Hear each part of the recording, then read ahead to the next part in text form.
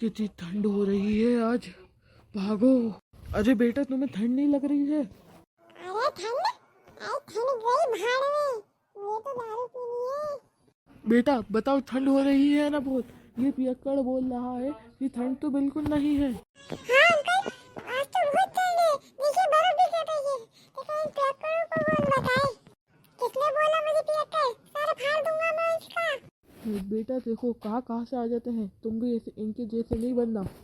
ठीक है अंकल, शुक्रिया बताने के लिए। पगलू, मैं पियक्कड़ नहीं हूँ।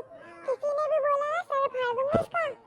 पियक्कड़ भग जा, वरना तू बहुत पिटेगा। हाँ जा रहा हूँ। मुझे रहना भी नहीं है वैसे भी इधर।